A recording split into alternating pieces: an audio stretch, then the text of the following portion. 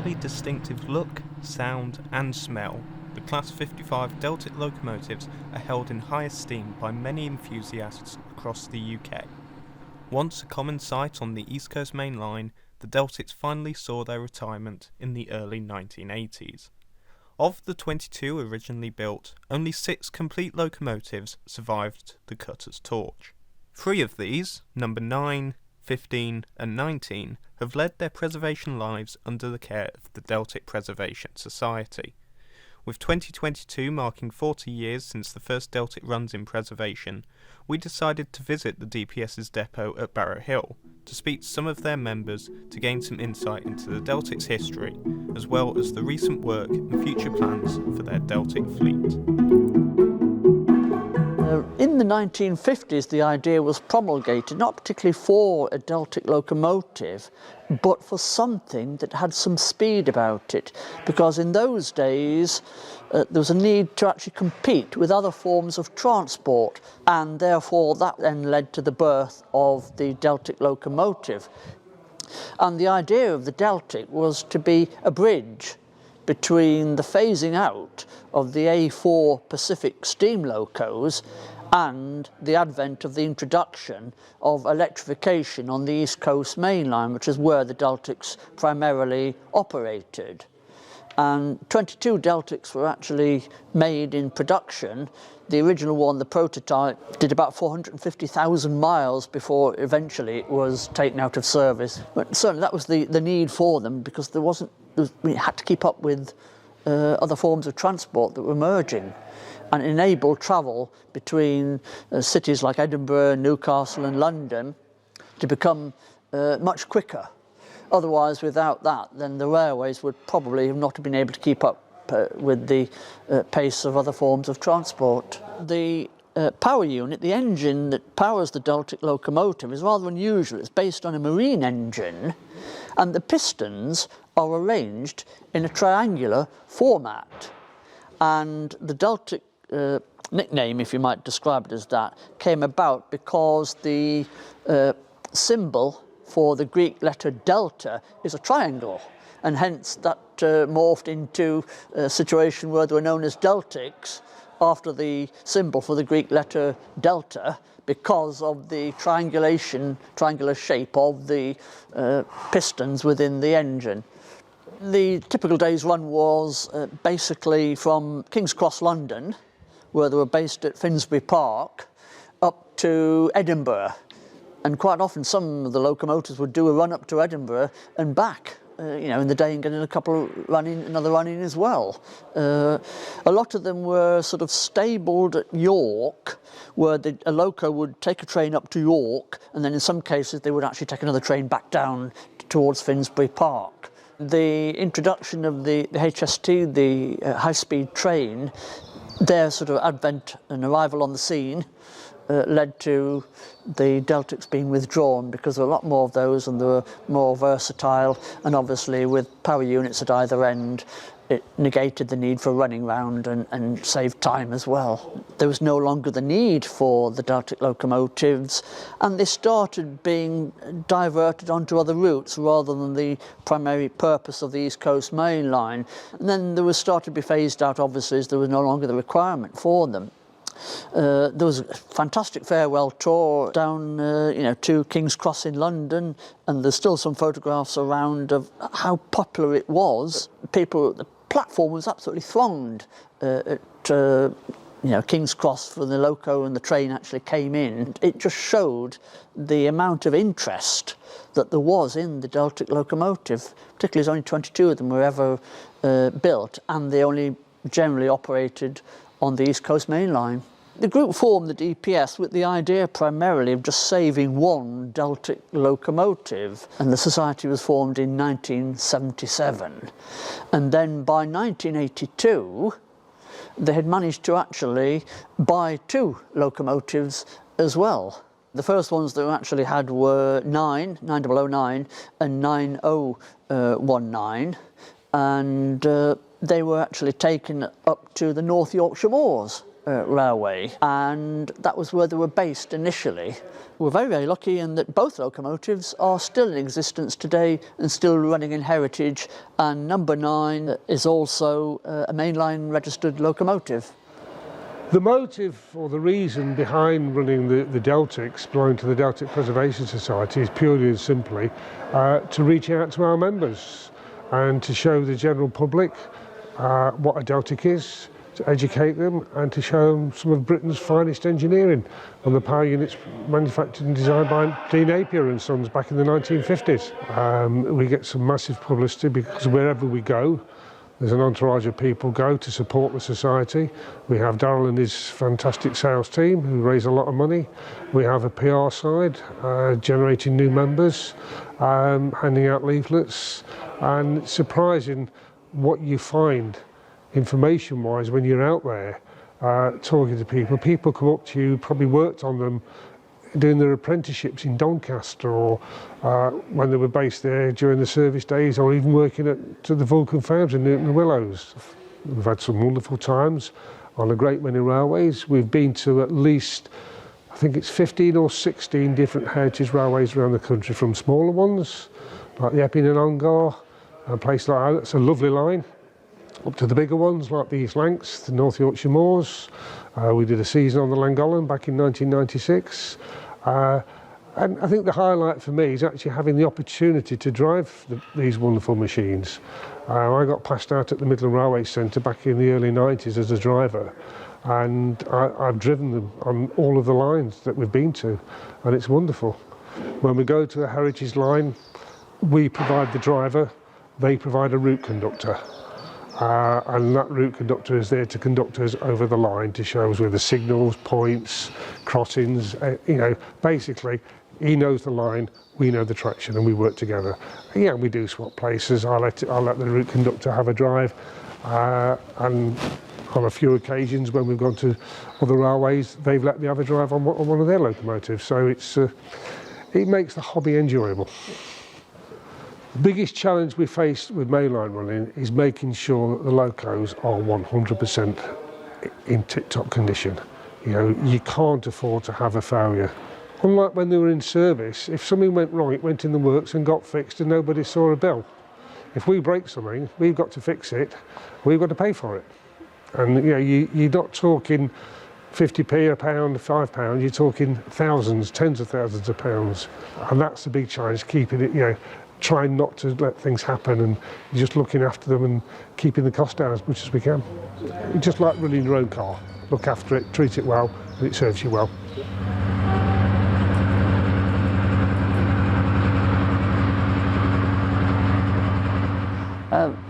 The DPS bought 55009 before I joined the society. I'm the head of engineering for the Deltic Preservation Society. I've been in the role now for getting on for 3 years. It's been an interesting journey, certainly. It's had its ups and downs. I suppose the downs being what's happened to this about in March 2019. It really badly damaged itself electrically, and that's taken really 2 years of dealing with the insurance claims and their technical people, and succeeding somehow to get funding to get the traction motors repaired, which was extensive. While that was going on, of removing most of the traction power electrical equipment. That's been away at a company that specialises in overhauling such equipment. I think we got the final bits back last year, and we've also been working since then in changing a lot of power cables, which is a fairly large task because they have to be winched through the various conduits and things from underneath, and then we had to develop a new way of soldering the ends onto the cables because nobody could do it anymore. The knowledge has largely been lost. Yeah, so we're now at the point of it really fitting the last bits of switchgear and connecting everything up, and then we're not really a million miles away from testing everything to make sure that everything operates as it should do. You test things to find out what doesn't work, not what does, really.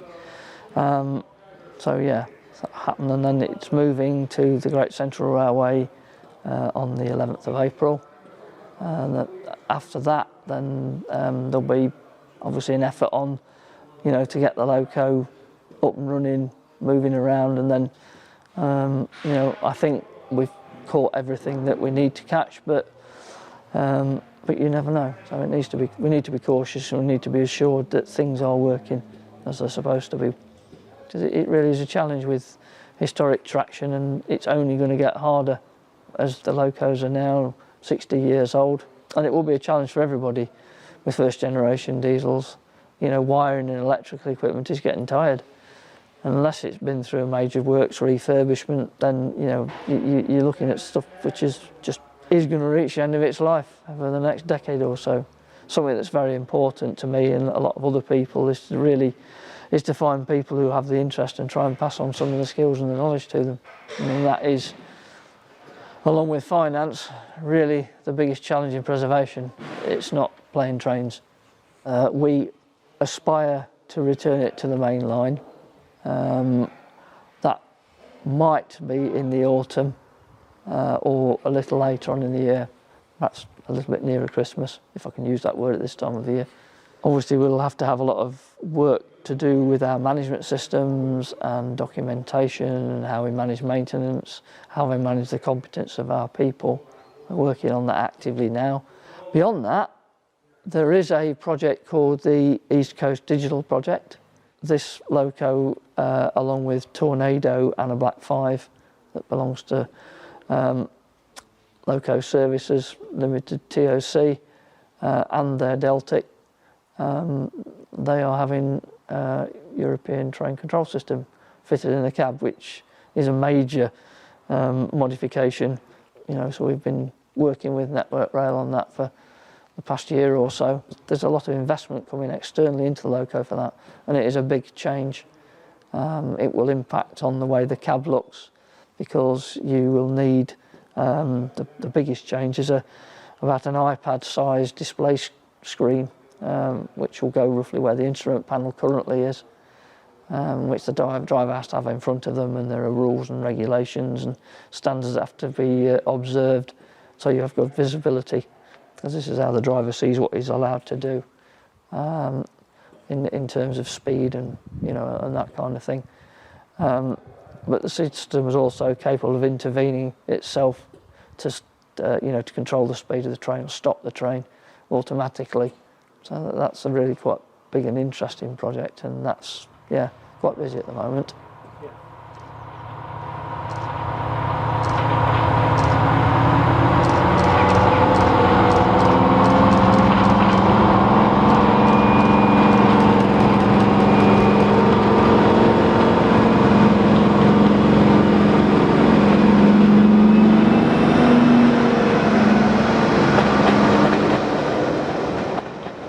Yeah, number 1955019, Royal Highland Fusilier. It's not in the depot at the moment.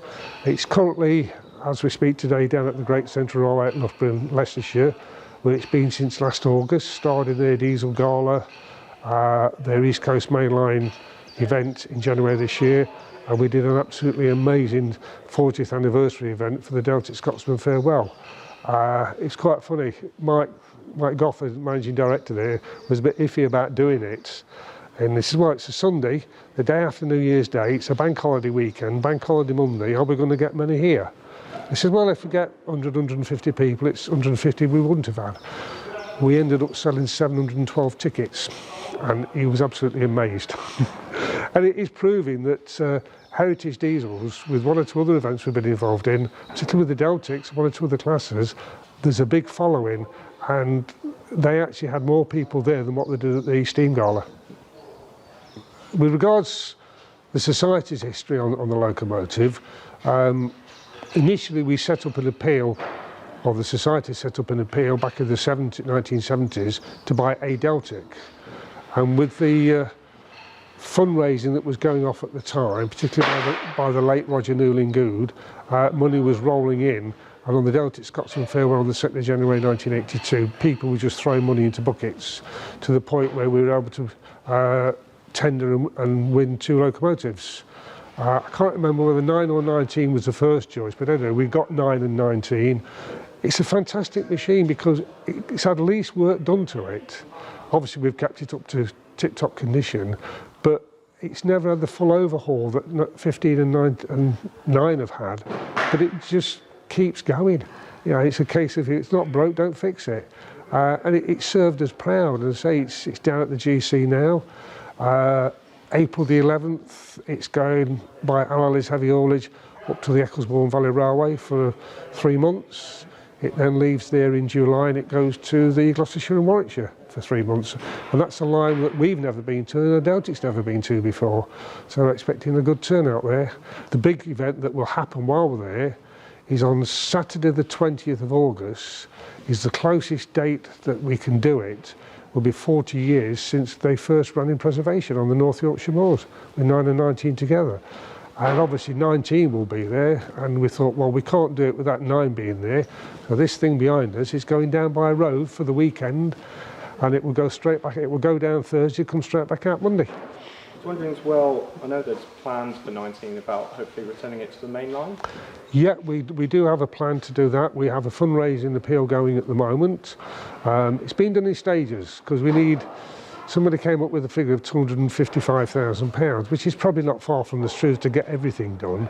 And we felt that that was too big an appeal to go for in one go. So what the guys are doing, breaking it down. The first bit was the TPWS, we're now onto the GSMR.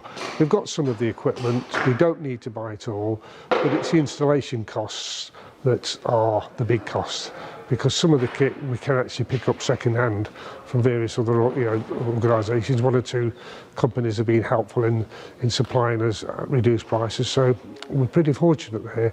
But I think we're into phase 2 at the moment, and I can't remember what the figure is, but I do know we're at least just over halfway, nearly 2/3 of the way there.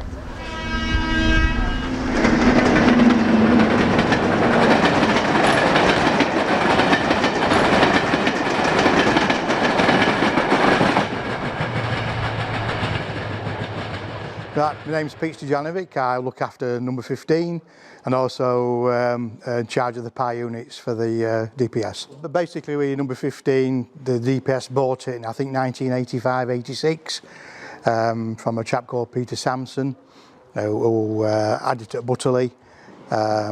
We took over from there. We did a few inquiries about it and we found out it was in full working order at the time, so we made him an offer which he accepted.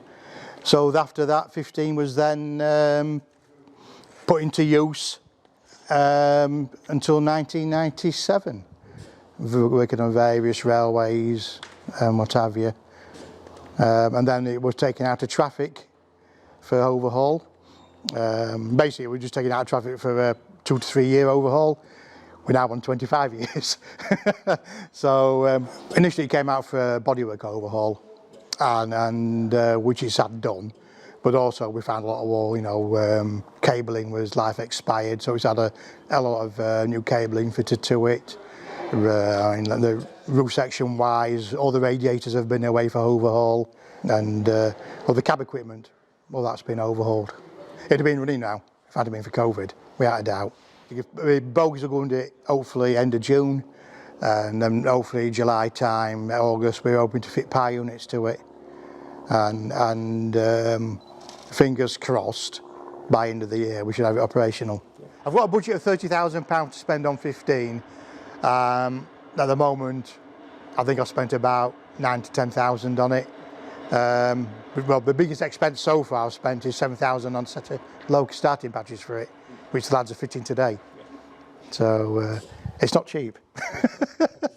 We're planning to get it running, hopefully get it running first here, and then looking at back end of this year or early next year, going to the GC for testing. Then we want, as soon as we've tested it, it will be offered on the preserved railway line circuit, which I believe there's 3 or 4 takers already wanting it, so I don't think it'll be short of doing any work next year. 15 would be capable for mainline running, subject to have the equipment fitted which is a separate item. You know, me as being the manager for 15, I would see 15 on the main line, because I don't think it's be too far away. But as it stands at the moment, we've got an appeal going for number 19 to go main line. So that'll come first, of course. The DPS, we have 11 power units. We've got 6 available for the locos and 4 spares, physical in lumps, 4 spare power units. We took one out of Deltic 9 last year, the one what failed on its rail tour in March 2019. The main generator flashed over. We've put new main generator and auxiliary generator onto that. That is now a serviceable power unit, which is going to number 15. We've got power unit 417, which was taken out of number 9 in 2003. That failed just after the Freedom of Scotland tour with B-bank fuel cam gear shearing. That's been replaced, but we've since found out that the generator, due to its age, lost the insulation on it, which basically made it unoperable in the then present stage. So we've sent another main generator away for overhaul, and that's now been fitted to that power unit. So as it stands now, 15 has got 2 serviceable power units ready to go in it when it's available. The other 4 power units, power unit 423, that came out of Pinzer. That's not run since. That's not basically had no work done to it, apart from a paint job really. Then we've got power unit 415 in the stores, which is in bits. Then the other one we've got is 430, which we're working on sporadically at the moment. That's going to be the next operational power unit to come into use hopefully next year. Then we've got power unit 439, that's came out of Deltic 21. That's not operated since 1981. That's going to want a lot of work doing it to make it operational again. Then we've got power unit 419, which failed on the Yorkshire Moors Railway in 1984. Main generator flashover. Again, that'll want a lot of work doing it before it becomes operational. But the 4 power units I've mentioned to you, the best thing about them at the moment is they've got low hours. Whereas the ones what we've had in running on the main line, well basically in the 3 locos since 1982, they're now approaching life expiry. So we're going to have to look at doing replacements and also look at getting funding for power unit overhauls. Behind me here we have the number 1 end cab of D9008, the Green Howard. It was acquired by the Society in 1986 when we bought D9015 Tuylar. It came as a buy one get one free. It was in a bit of a sorry state, and we were in a bit of a quandary what to do with it. I put a proposal forward that we restore it and do something with it, make it look nice, and probably return it to its original as-built condition. The then Financial Secretary, Jim Blake, said to me, he says, you can do whatever you like, but don't come to me for any money. Well, I managed to achieve it. I managed to blag it into the carriage and wagon training school at BREL Derby, where the apprentices worked on it. It came out looking absolutely fantastic, and for the best part of 12-15 years it roamed around the country as an ambassador for the Society on a road trailer which was nearly as old as the cab. It was only 5 years younger, and the transport was kindly sponsored by BRS Truck Rental Derby. It went to many events where we couldn't get locos, BR Open Days.